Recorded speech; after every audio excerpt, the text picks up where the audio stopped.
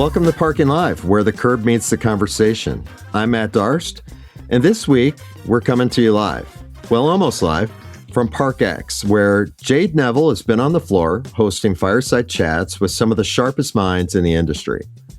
First up, Jade sat down with Andrew Pester. Andrew is the chief executive of the British Parking Association, and he broke down what Parkex is, what attendees can expect from the event, and why bringing the industry together to collaborate, learn, and share perspectives is so critical to keeping parking moving forward.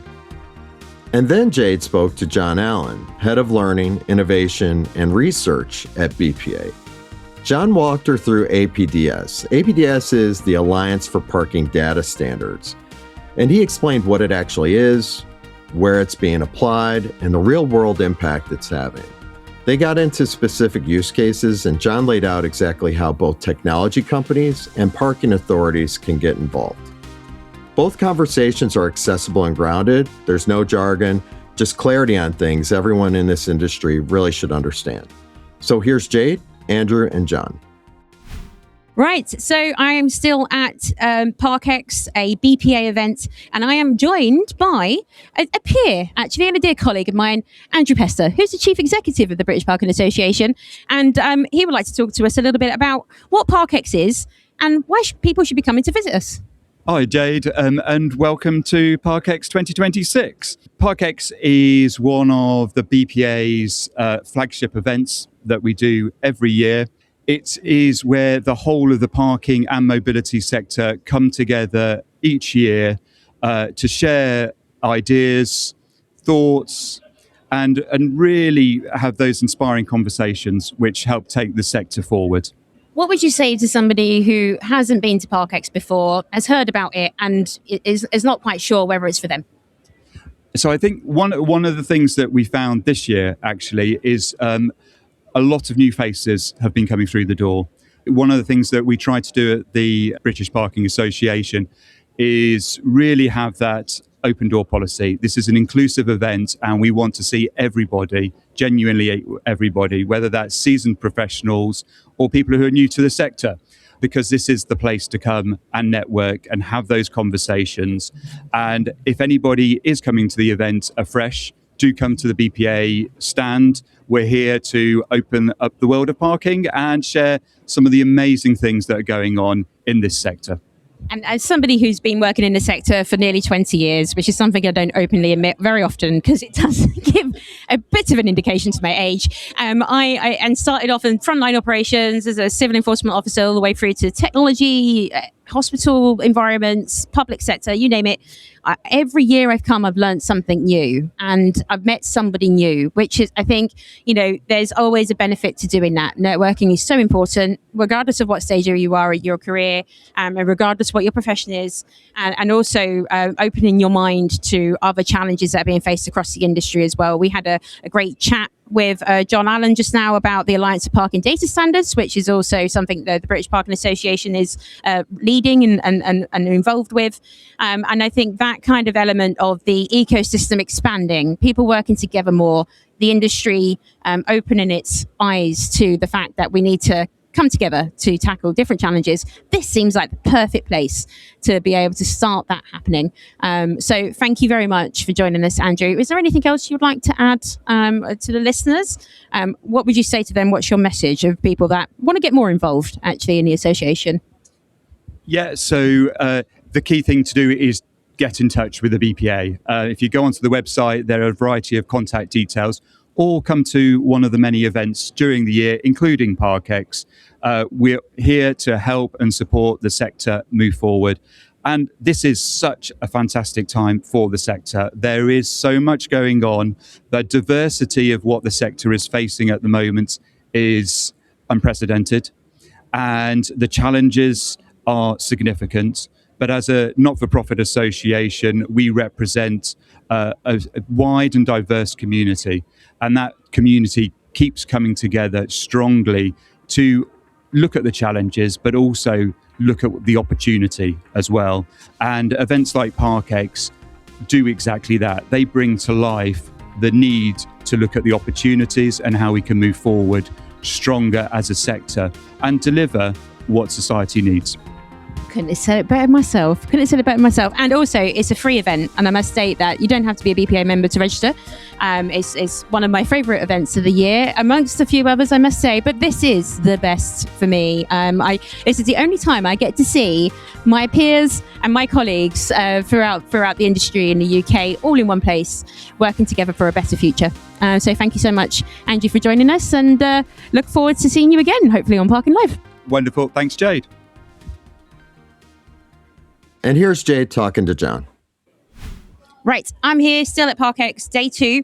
It's been a great event so far, and I'm actually being joined by a good colleague of mine, Mr. Jon Allan. Jon Allan works for the British Parking Association as the Head of Learning, Innovation and Research. And today we're going to be talking about APDS, which is the Alliance of Parking Data Standards.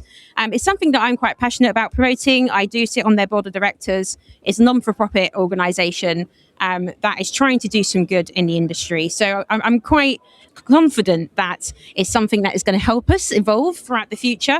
And also, I'm quite passionate about making sure it gets the attention it deserves. So this is going to be a conversation between two people who think this genuinely matters. And we're going to explain why, in plain terms, to everyone listening, why this is so important. So welcome to the podcast, Jon. Thank you for joining us. Thank you very much. Good to be here. So let's start from the beginning, because I think the name itself can make people's eyes glaze over slightly. Alliance of Parking Data Standards is quite a heavy title there. In the plainest possible terms, what is it and why does it exist? What problem is it trying to solve? Yeah, okay. So the alliance part actually comes from an alliance between the British Parking Association, the European Parking Association, and IPMI, which is in the States.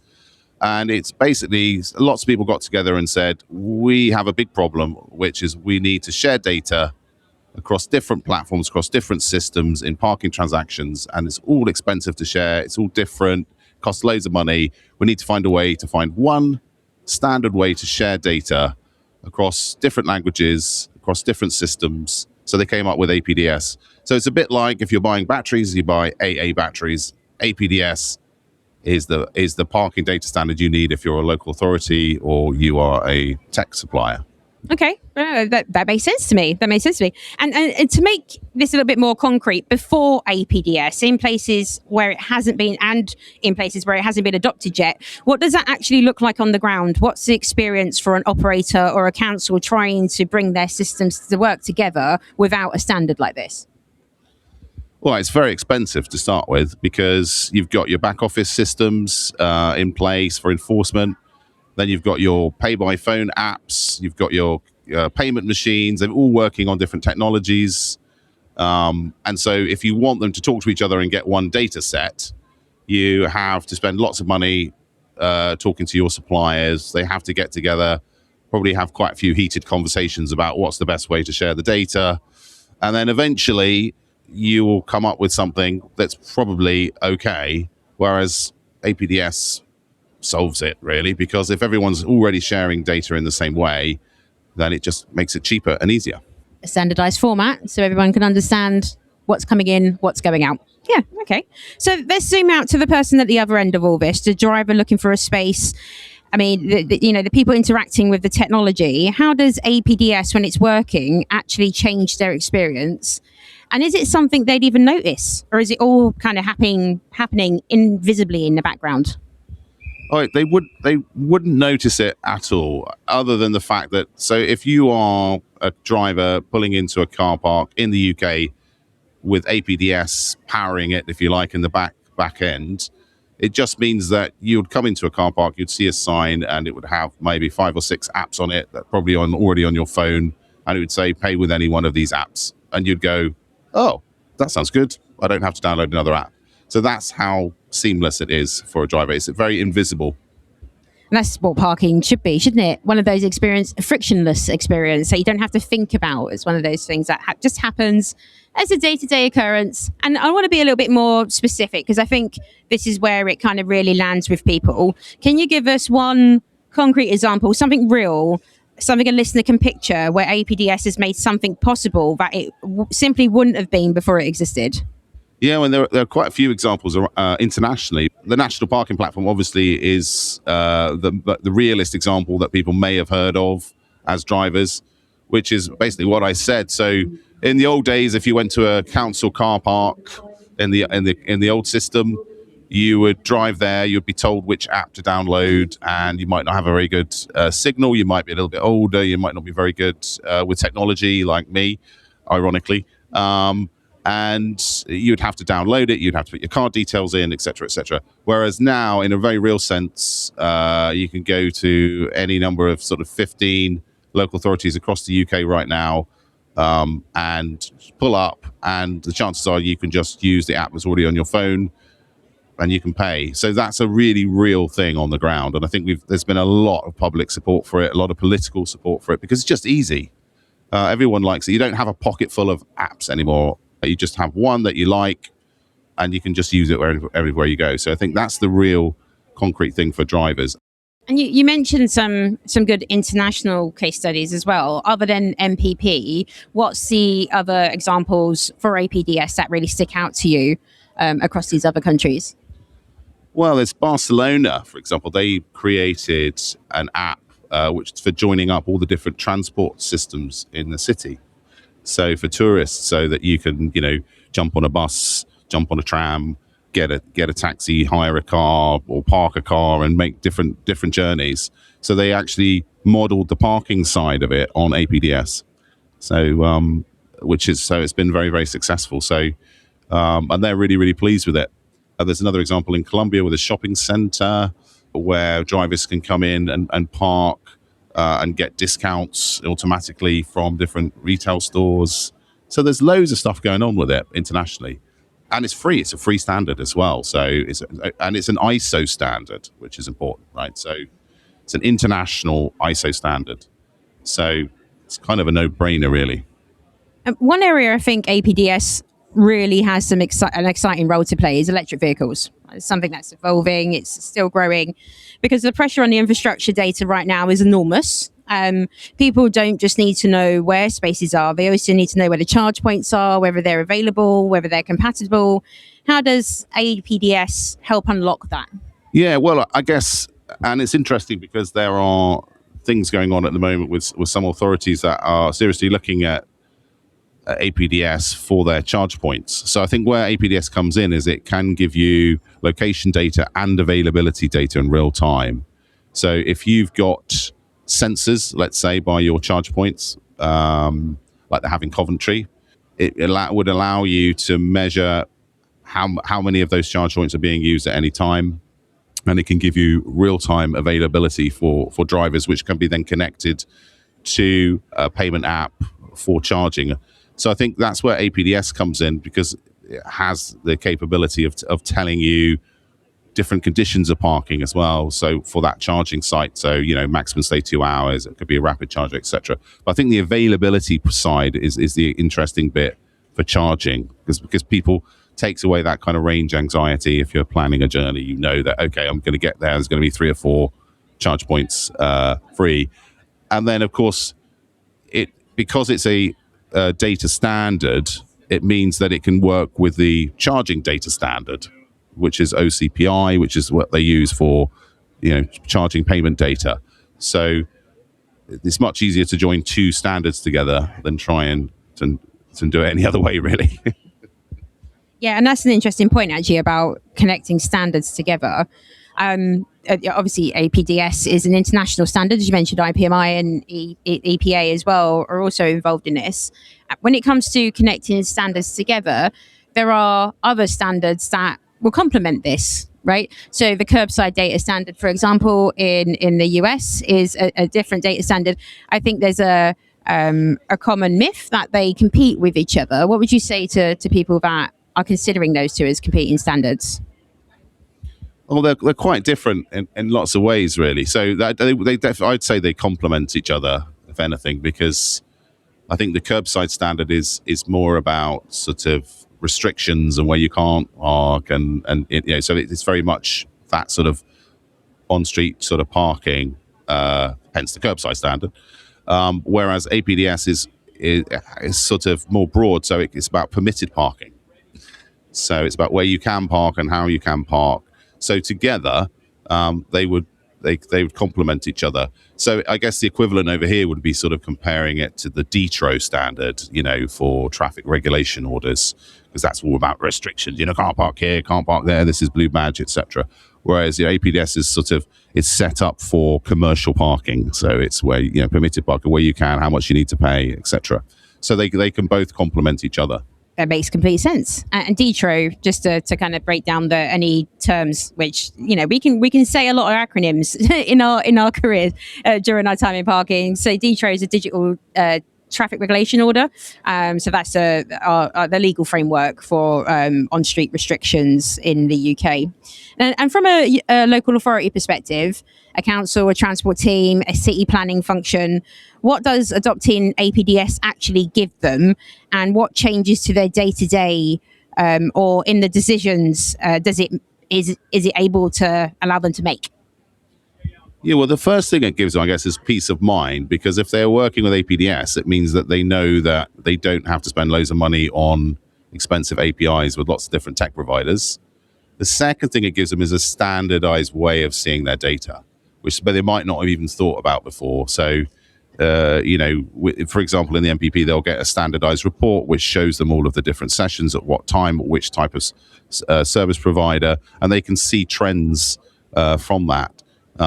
So, for example, in the summer months in coastal towns, they might see a completely even spread between all of the 5 service providers that are operating there, whereas in other months, it might be more with the incumbent. So that's just some of what they can see, but they can also track things like non-compliance in certain areas, and then they can investigate, is there a problem, and maybe track that against appeals.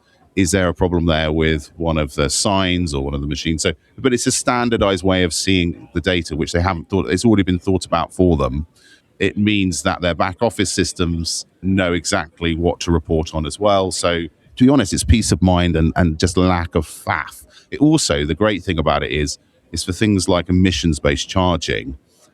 Through the MPP now, with sort of Tower Hamlets do emissions-based charging, what we've done is we've developed a standardized way of creating tariffs for emissions-based charging, so that loads of authorities can adopt it in the same way, because there are like a million different ways that different authorities do emissions-based charging, right? Which you will probably know quite well, right? And it's a big headache, right?